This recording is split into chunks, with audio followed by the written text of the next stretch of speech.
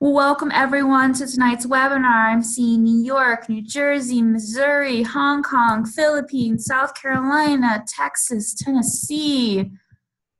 Wow, lots of people. Iowa, welcome, welcome everyone.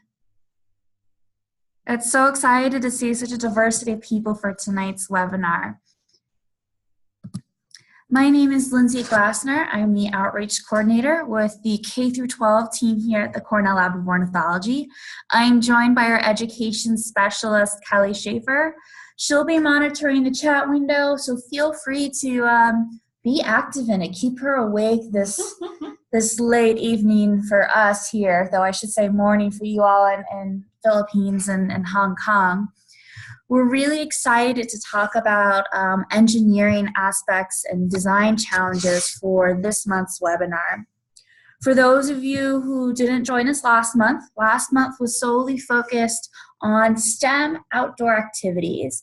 Now, with the STEM activities, for those who aren't familiar, STEM is science, technology, engineering, and mathematics. Last month, we really focused on the science, technology, and mathematics. We highlighted 3 different activities, including going and developing models, participating in citizen science projects. This month, we're really going to focus on the engineering components. So we will talk tonight and go over how birds themselves are engineers. We'll talk about the importance of thinking of habitat, and then we'll discuss 3 different activities around food, cover, and water, and how we can do these 3 engineering activities with kids to help connect them with their local and natural environments. Yeah, so Betsy just asked, do we have past webinars online that can be accessed? All of our webinars are recorded and archived through our YouTube channel. We have a full playlist of all those webinars. Kelly's going to share the link to those in our YouTube channel in the chat window. You can also access all of our webinars, see what our upcoming webinars are, as well as access the recordings through our website as well, and that's birdsleuth.org/free-webinars. Kelly will also share the link to that in the chat window too. Just so you guys are aware, our monthly webinars, we really try and use this as an opportunity to connect with you, to give you a little more guidance around some of the resources we offer, but to also help us gain a unique teacher perspective or educator perspective, both about what you're interested in and what you're already doing and how that's been successful for you. So with this concept of engineering, when Kelly, myself, our team travels around to many conferences, including the National Science Teachers Association conferences, STEM is such a large topic.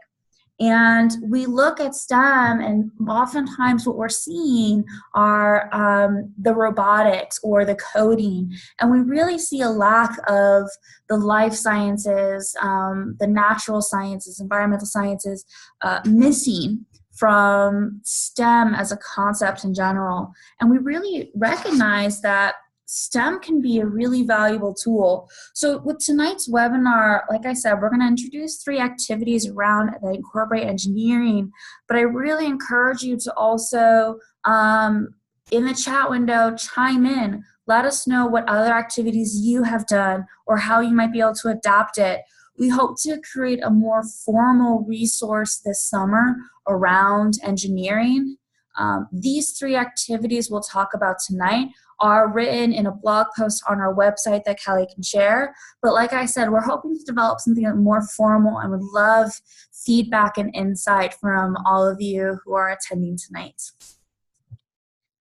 So for a quick introduction, Kelly and myself are with the Cornell Lab of Ornithology.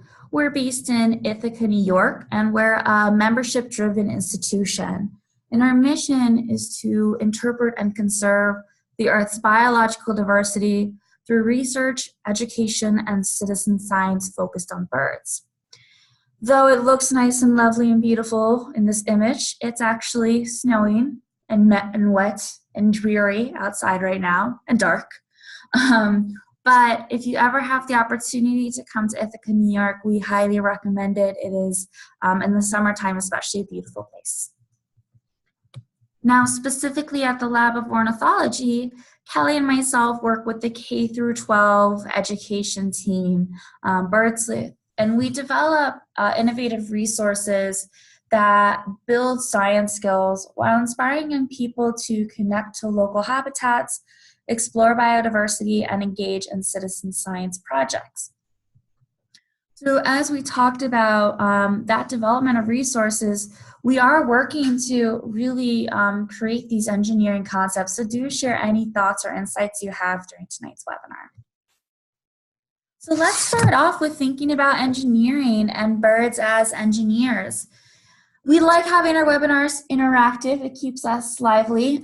So in the chat window, if you could let us know how you think birds are engineers, we'd love to hear your thoughts.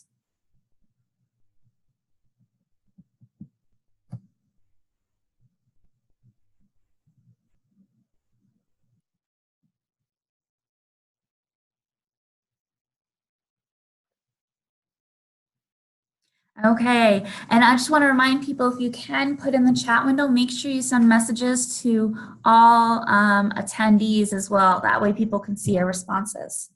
So I'm seeing people are writing, you know, nest building. Nests are always a huge thing of how birds are engineers. They modify their world to meet their needs, absolutely. I love when I think of birds as engineers, because the very first thing I also think of are nests. Birds are amazing engineers when it comes to nests. The next thing I think of, Jordan, are woodpeckers, absolutely. I think of woodpeckers making holes, cavities, either for food sources or for nests themselves that other birds can take advantage of. A common example we have here that our woods are actually named after are the yellow-bellied sapsuckers. And these guys build or create itty-bitty sap wells or holes in trees and amazing rows on trees. It's a really cool pattern and very recognizable. But these sap wells not only provide a food source for the yellow-bellied sapsucker, but many other birds will utilize these sap wells. Insects might come in, get attracted to the sap wells. Other birds can eat the insects from the sap wells. It really is interesting how they support other animals too.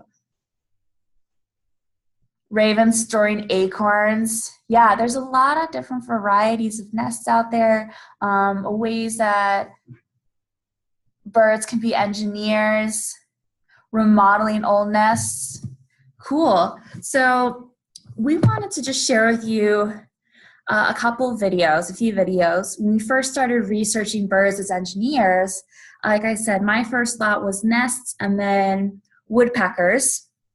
Kelly's first thought were bowerbirds. So we want to show you guys this video we found. It's through BBC, and it's all about bowerbirds. Make sure the sound works.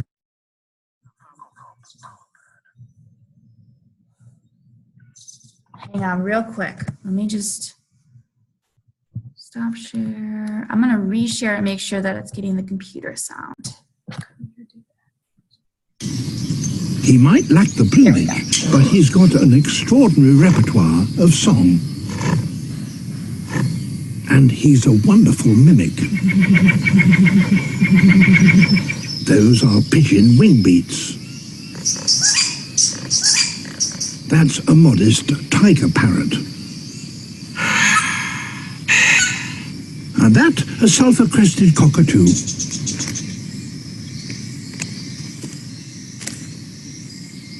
Even more surprising, he's an avid collector with a very appreciative eye for colour. This male favors red and orange flowers. And he's very fond of fungus.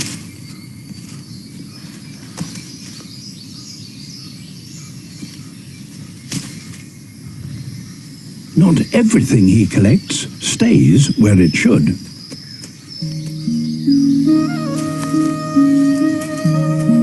He puts these treasures on display within and around a construction that has taken him years to build.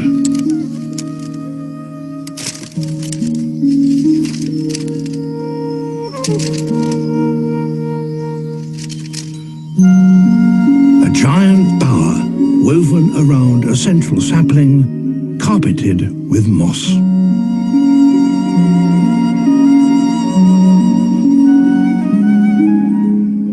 This grand design is no nest, it's the ultimate seduction parlor.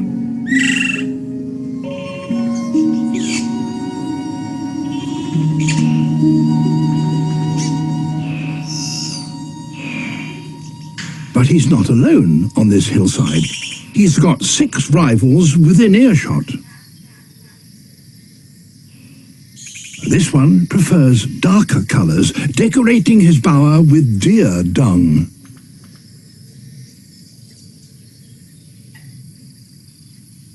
And charcoal. Visual effect is of crucial importance. Clearly, he hadn't planned on all this sprouting fungus.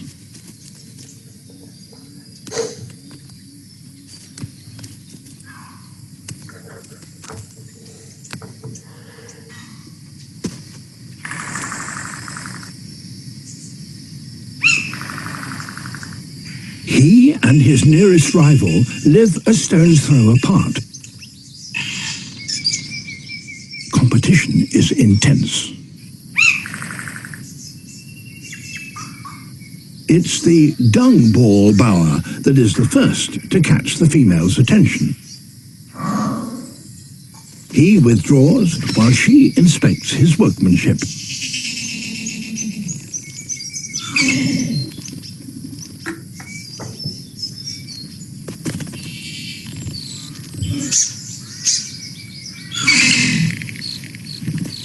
She's back again and seems impressed.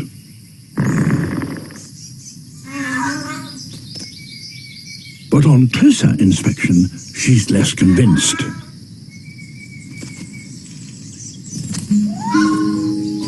Perhaps it was that sprouting fungus. I will say the fungus is my favorite part and Kelly's favorite part. Back at the flower bower, the male performs a dress rehearsal.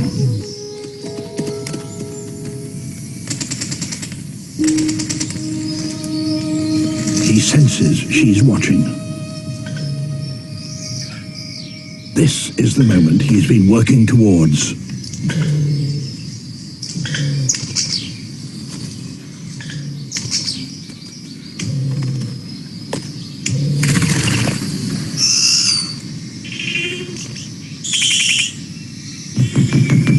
His bower channels his song in her direction.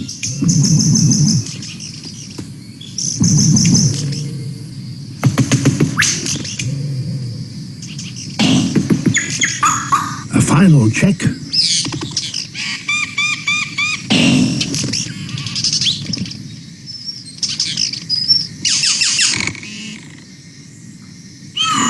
All is to her liking. So I look at this video and it's very clear why when we first think of birds as engineers, Kelly immediately thinks of bowerbirds. It's something that the bower itself is a feat of engineering. The fact that it takes years to create such a structure for courtship is amazing. But then also the clearing of the space and fine-tuning of choosing which different items go where, the colors, picking out the fungus from the deer dung. I mean, the fine details, and absolutely, Deborah, the fact that they are really sound engineers too with their voice is this is really a great example of birds as an engineer. Now, I wish we all had the opportunity to see bowerbirds in real life and obviously to see this in person, though I will say David Attenborough's, I would miss his voice if I was seeing this in person. I'd probably hear him in my head. But many of us would probably see examples that we can find in our backyard. For those of us in the US, this is going to be a far more common example, or other species doing such things like these cliff swallows.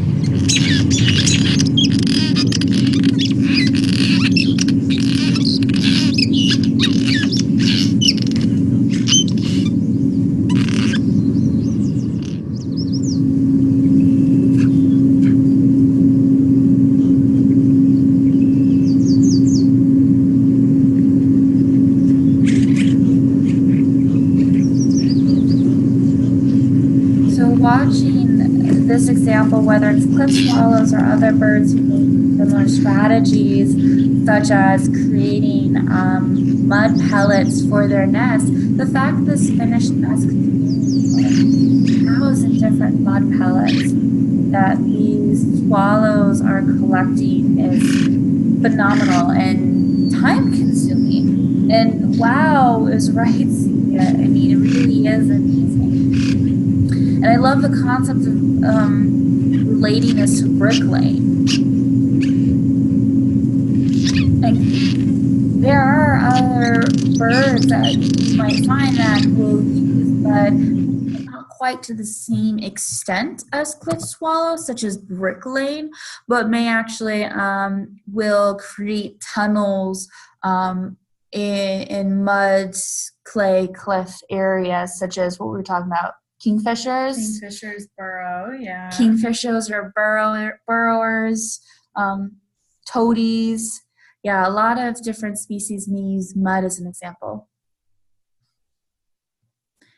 So yeah, Deborah, very easy common backyard site for you if they're on your front porch, I guess front yard site. Yeah, like barn swallows are common under the eave nester. Yes, barn swallows are a good example. So one final video we want to talk about is the New Caledonian crows, and Kelly's going to give you a little context for this. So there's no sound, so I'm just going to go ahead and talk over the video. What you're seeing is a New Caledonian crow female, and she has a piece of wire in her beak, and she is trying to get at this food dish that has a handle on it. And I just was reading up on this actually, and in this trial, this is the 5th time she's ever seen a malleable material like wire before, and the male before her took the hooked piece and left her with a straight one. Men. So she's actually modifying this wire, and this is the first time they'd ever seen this behavior. So let's see how she does.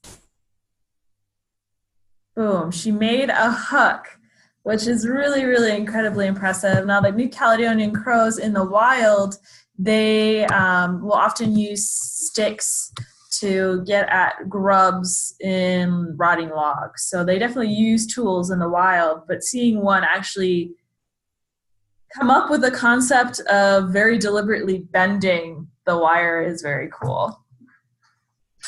Yeah, and this is something where last month's webinar, when we were focusing on the concept of STEM and engineering, one of the big themes we came up with last month is all around this problem-solving concept, identifying a goal or an issue and finding the solution for it. And watching that New Caledonian crow right there is exactly the engineering concept, that problem-solving. And this is going to mean, for those of us in the US who have the next generation science standards, that's all around the science and engineering practices. designing solutions, developing, asking and answering questions. And that's really meeting a lot of the engineering concepts. So we mentioned that when we think of engineering, we want to get past just the robotics and coding. Though important, we want to make sure kids are connected to their local habitat. So we think of habitat, it's a place where an organism lives, and it's made up of the 4 components of food, water, cover, and space. And so we've developed, brainstorming these 3 activities to focus on 3 of those components: food, water, and cover. We've addressed space in past webinars. It's more of an abstract concept. It can be thought about in several different ways. We've approached it, space, not only through the horizontal scope of having enough acreage, so to say, but also think of space as a vertical aspect with canopy levels, which is very valuable for wildlife, especially birds. But we're going to focus today on that food, water, and cover aspect. Now, water is going to be our first topic. Water, as you know, all living things need to have a source of water to survive.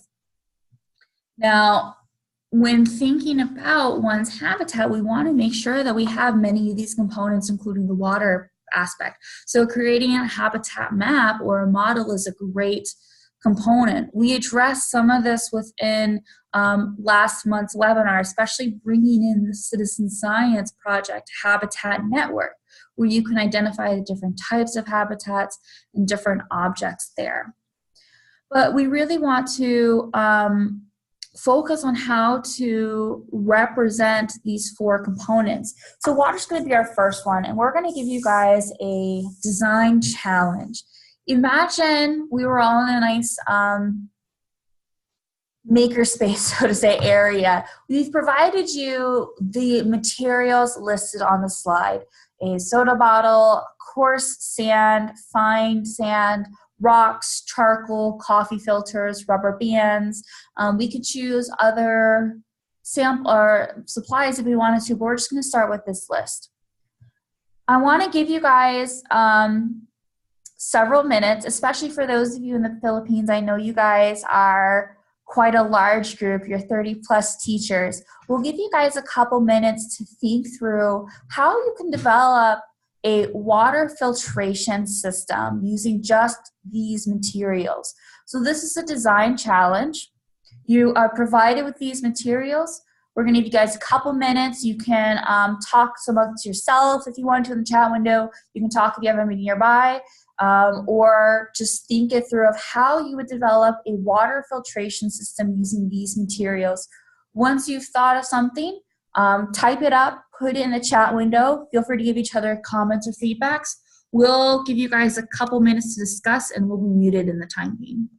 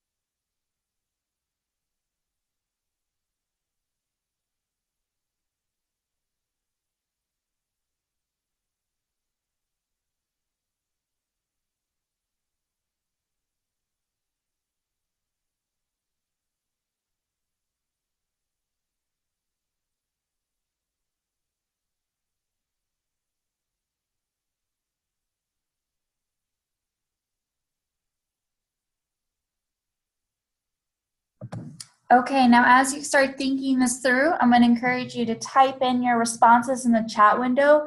Be sure to send to all panelists or all attendees, please.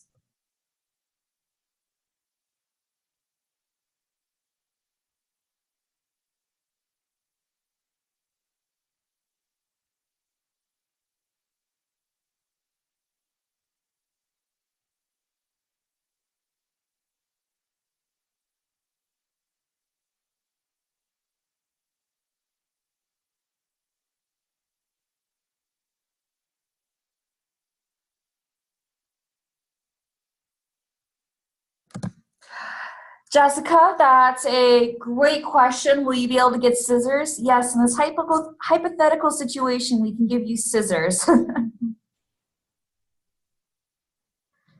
I see Chris has already made the assumption that she got scissors because she cut off the bottom of her bottle already.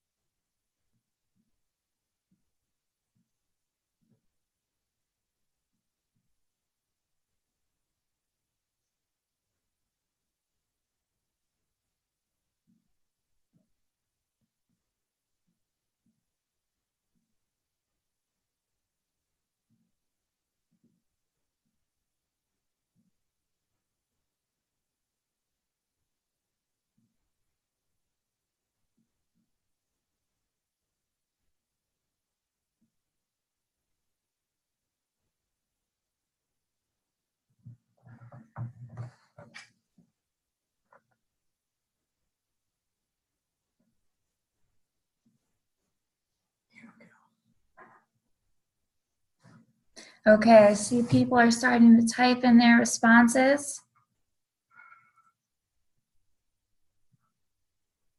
Okay, it's looking like there's some interesting discussion about what layers to put first versus last. Some are suggesting the coffee filter, then the fine sand, charcoal, coarse sand, rocks. It looks like others are saying the finest materials at the very bottom, followed by the coarser materials up at the top.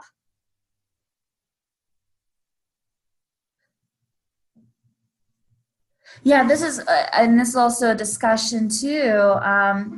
What's considered first versus last? By first, is it first putting into the bottle or first being the first touching the water? Poke holes in the bottom of the bottle, then insert the coffee filter. Missy suggesting coffee filter, charcoal, rocks, bottle, rubber bands.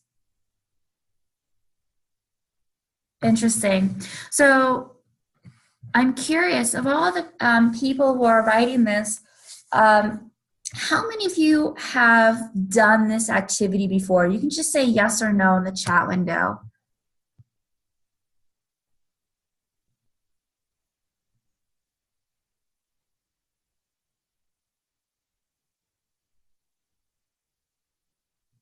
So it seems like many people have not done this before. Some have done something similar. Yes, something similar?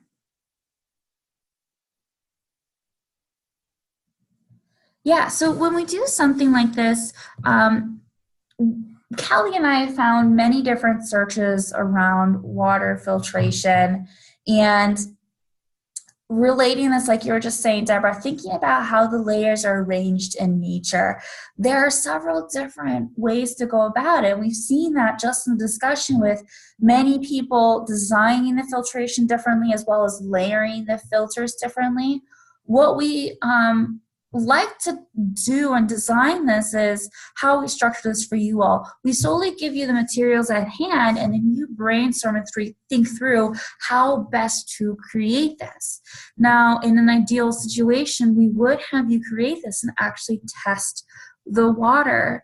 One activity we have found that's similar to this is from NASA, where you can actually create a wastewater solution. And this wastewater can include things like vinegar, food dye, dust, particles, so forth. You can even try and test things like pH. But the wastewater aspect of this is where you can actually run through the filtration and test it. Now, this is just at the larger concept of trying to support having clean water for all living organisms, including birds, and mimicking natural aquifer and filtration processes. If we want to think more at the bird component of things, one of the most common examples of engineering that people do for birds is building nest boxes. Though nest boxes are great, there are a lot of risks that can occur around nest boxes. So in the chat window, I'm curious where people, what natural predators might occur for a bird who uses a nest box. So again, the question is, what natural predators might you see take advantage of birds or nest boxes?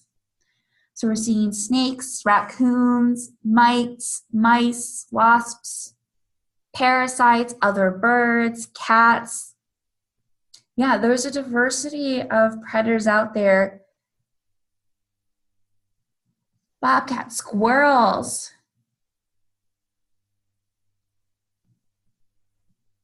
Other birds taking over, non-native species, hawks, definitely, fox. So one of the ones, we have one of the world's leading crow experts here, Kevin McGowan at the lab, and he loves doing a presentation on crows.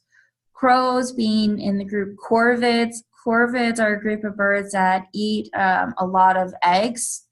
And it's interesting, he talks about other predators of eggs. And such other predators include deer, chipmunks, you know, those cute little chubby cheeks.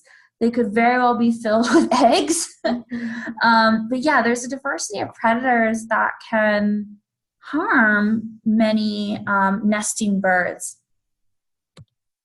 So one activity that can be done is, especially if you have a nest box in your educational site, have kids go through a predator prevention project. This can be an opportunity for kids first to build a nest box if you don't have them, but to then focus on how to observe the birds that are in your nesting area, research their natural predators, what predators you might find. Maybe you've seen snakes or other predatory birds that could be in the area, but then developing some form of prevention for the predators to reach the nest box. Such examples we have here, these are all homemade ones. This stovepipe baffle, this is truly a piece of stovepipe. You can also use something like a PVC pipe. It encircles the nest box pole and can help prevent animals from getting up. A similar concept would be a metal collar. This is also something both of these are something you also commonly see on the poles of bird feeders as well. So you can also do something like this for bird feeders, maybe to design a feeder-proof pole. And then the final one up top is a Noel Predator Guard. So this is just hardware cloth that's been stapled around the entrance of the nest box to help deter predators too. This information is something that can be found through our citizen science project, NestWatch. The URL is at the bottom, but just so you see, it says nestwatch.org, and it's all around dealing with predators. Now, the final activity we want to talk about is food, and this is, I'm going to be biased, this is my favorite activity, and it's all around bird feeder. So what makes a good bird feeder? Again, in the chat window, let us know what makes a good bird feeder in your opinion.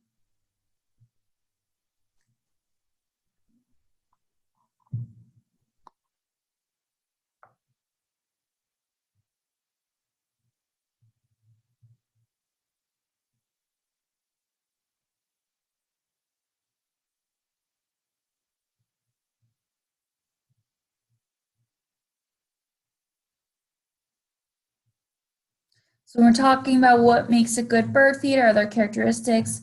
Jordan's saying somehow excludes house sparrows. I'm guessing well, I know you're in an urban area, Jordan, probably trying to avoid invasive species. Something that's easy to clean, it's accessible, there's drainage, a type of cover for bad weather, lots of perches, quality feed, something that deters squirrels, has some cover near a water source, has suitable food. The feeding holes are restricted to birds desired. Excellent. So yeah, there's a lot of different features that people are talking about. It's really interesting. The squirrel-proof aspect is coming up quite a bit, which is no surprise for anybody who has I will say pest animals in this context, meaning you're not trying to feed such animals like squirrels, but having animals that are not birds coming and gobbling up all your seed is not ideal. So one activity I really love to do is a feeder design challenge. Now, not all birds will come to all bird feeder. A big concept from Tuesday's webinar that participants were really focused on is the idea of making sure the feeder you put out there is for the bird that you want to attract. Identifying, a feeder that has a hole or provides the right seed so that you can attract a bird with the right beak adaptation to consume that seed or to perch on that feeder and so forth. So this is another interesting way to think about the right feeder, right bird, right seed aspect of things. There are many different types of feeders out there, but it depends on what your goal is with the feeder design challenge. Now, we've done this activity in several different things. One activity we have done is solely focusing on building a feeder out of recycled materials. This could be plastic, cloth, clothes hangers, clips, cardboard. You'll see down at this bottom image we have a feeder made out of an old cookie cutter Christmas ornament, string, twine. There's a lot of different junk, so to say, that we can find in our trash or recycling bins that we can repurpose for feeder challenges. And I love doing this activity with kids and adults. Oftentimes what I'll do, I like to devote at least an hour's time for this to happen, where I lay out all the materials. I try and get, different color fabrics, a lot of clips, box cutters, hot glue guns, duct tapes, whatever they might need to combine things together. But I will then have kids or adults join into groups, groups of 2, 3, even 4, and give them the challenge. Now, this challenge can be whatever you like. It could be simply open of just build a bird feeder. Now, with something as vague as just build a bird feeder, that's what I started off when first doing this activity a couple years ago. And I learned that when I was doing this with educators who were really novices about birds, half the group were building bird feeders, the other half were building nest boxes or bird condominiums, which they like to call them.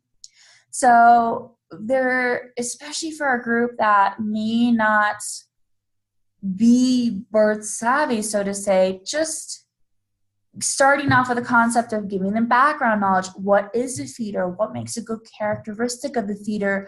Like you were talking about, having cover so the seed doesn't get soaking wet, having opportunities for it to drain if it does get wet, places for birds to perch. Those are very important when it comes to a feeder design. And then that goes back to the concept of challenge. Again, you can leave this open where you just say build a feeder, or you can start adding some parameters. And I like to go further with the parameters. Something can be as simple as your bird feeder has to hold up to 1 cup of seed, Or maybe your bird feeder, like many of you talking about squirrel proof, your bird feeder has to be an attempt at being squirrel proof. There's a lot of different parameters that can be put around here. Betsy, I completely agree with you. Just using these recycled materials could also be the criteria constraints. It really depends on the age group that you're working with and what you're trying to accomplish with this activity. But once you've gone through the process of having kids collaborate, communicate to build such a feeder, then you actually have them test the functionality of the feeder over a period of time. What I recommend is actually put the bird feeders out, fill them with seed, put them out, do an observations and test whether they meet the criteria. Is the criteria for them just to survive for a week? Or maybe you have them observe and see if the criteria is for a bird to actually visit the feeder and eat the seed. There's many different ways to judge it. But after that time period, have kids conduct peer evaluations. Have them critically evaluate their bird feeder. Was it successful? Was it functional? Did it meet the goals? What can we do to improve the design of the feeder? Now, this concept of the feeder design challenge with recycled materials is something that we absolutely love to do. And the one other activity I want to relate this to is also designing a nest challenge. So that top photo is of a young girl in a Mayahuna community in the Amazon rainforest of Peru. And Kelly and some of our educators were in the Amazon this past summer and conducted the activity of designing a nest challenge with this community.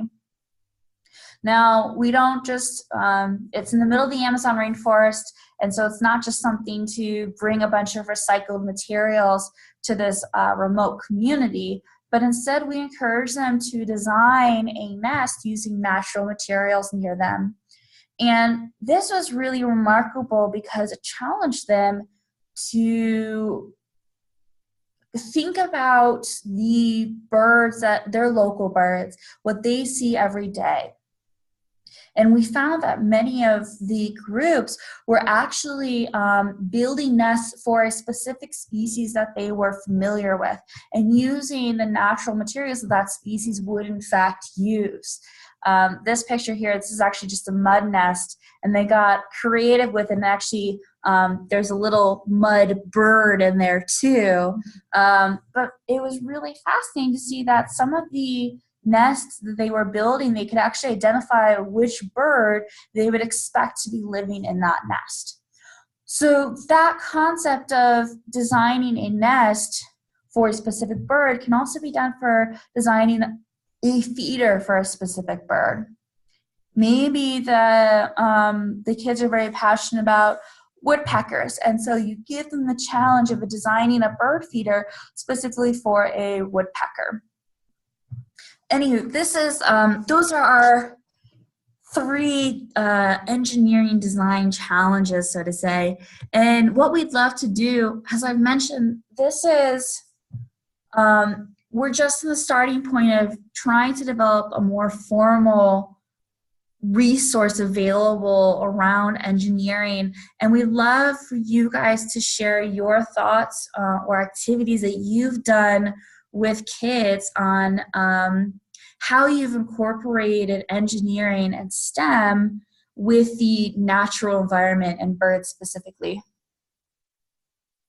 So in the chat window, if you'd like, feel free to share with us what activities you've done with kids, how you've incorporated engineering, and if we like your idea, we might be able to collaborate with you.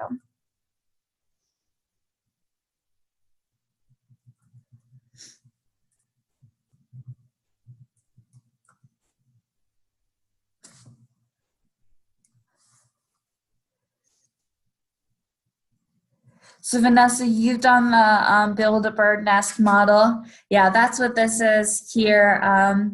We did the build a bird nest activity. We actually have testing opportunities. So often what we'll do is we'll have kids build a nest, and then we'll put maybe several rocks or pebbles into it to test the integrity. Can it actually hold eggs? We've also done it where we've had natural disasters or earthquakes come in, and somebody will shake or jiggle the nest and test to see whether it's stable enough in its location as well. So Jessica, you're doing a bird science outreach program, and one of the activities that you're doing around nest is showing them a nest example and have their hand at building the nest together. And they used tweezers for the beak. Yeah. Who was I must have been giving a workshop when we talked about this nest building activity. And a gentleman who does this with, I think it's like fourth graders, he will use saran wrap and actually saran wrap the arms of his kids together to their body and only make them use like their mouth or something with utensils to try and mimic the bird. I don't know. He made it sound like it wasn't horribly crazy, but still really funny. But that's what they used to try and mimic the beak aspect. So Chris, you used the multi-speed fan to test the integrity of the natural material of the nest.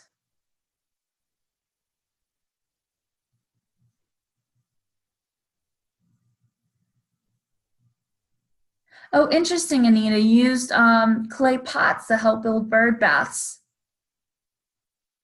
And you also make your own suet to attract woodpeckers. Yeah, I love the suet concept. I've seen people who will do suet, sometimes even just natural peanut butter, and they'll smear that into crevices of trees to try and attract woodpeckers.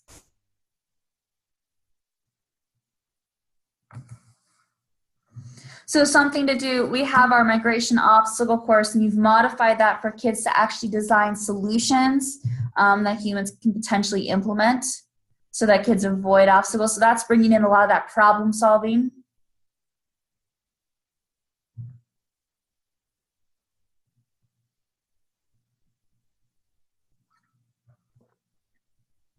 The insects lodges. Yeah, I've seen bug hotels, the insect lodges. That's another great building component that I've seen for people who have a lot of pollinator gardens.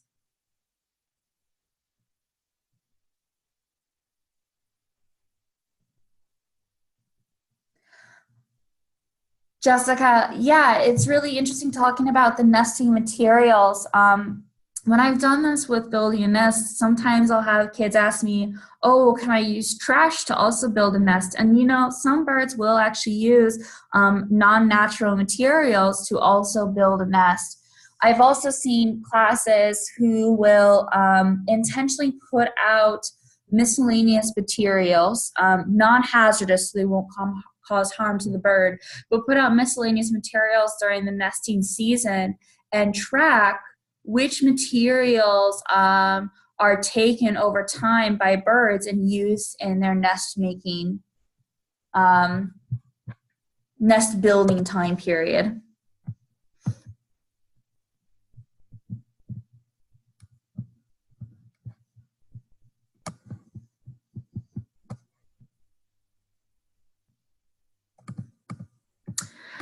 Yeah, building a bird blind. So while researching videos for this webinar, I of course got caught up in the YouTube web of video after video. And one of the videos I came across is from our partnership, the Cornell Labs partnership with National Geographic. And it's presented by one of our multimedia directors, Eric Leiner. And he talks about how they actually went through the process of building bird blinds to observe the birds of paradise in Papua New Guinea, and the how the locals will only use natural materials to build such bird blinds. And it's really fascinating. So that might be a video that would interest you, Erin.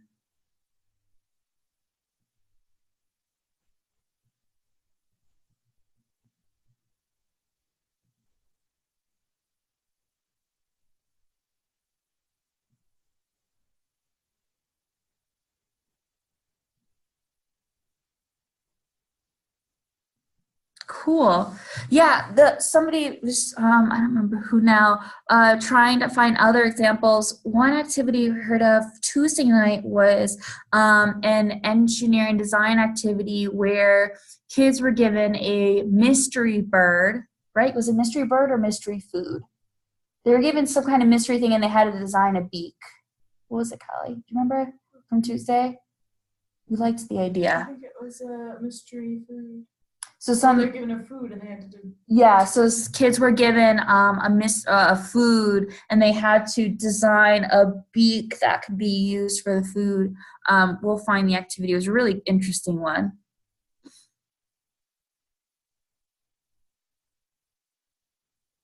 Yeah, the building a bird activity. We've done something like that, a design challenge where we have kids, they have a sheet of paper. I wish I had my picture up on this now. They have a sheet of paper, they draw a circle in the middle. One group on the outside of the circle will draw a difficult habitat and then pass that habitat to another group, and that group then looks at the difficult habitat and designs a bird that's adapted for that habitat inside the circle. It's an activity that we have in our Nature Detectives kit, but I feel like we have it somewhere else maybe. I think it might be in Feather Friends, but anyways, that's another great activity too. So realize we're coming up to the end of our webinar. Feel free to keep sharing any ideas in the chat windows if you'd like. What we'd put up right now, Kelly and I will be happy to take any questions you have. But we do ask, feel free to keep in touch with us. We do offer a letter of completion. So for anybody who's attended this webinar, if you want a certificate of completion for the one contact hour, just send us an email. Make sure your first and last name are in there and we can send the letter of completion back to you. The hour did go by very quickly, but that's because it's so cool seeing birds as engineers. Yes, if you do want CTLE hours, Jordan, feel free to email that as well. We're giving those out through one of our partners here in New York, so we can definitely get you CTLE hours. Celia, yep, if you can give me a list of your first and last names, I can get you the, for participants in the Philippines, I can definitely do that.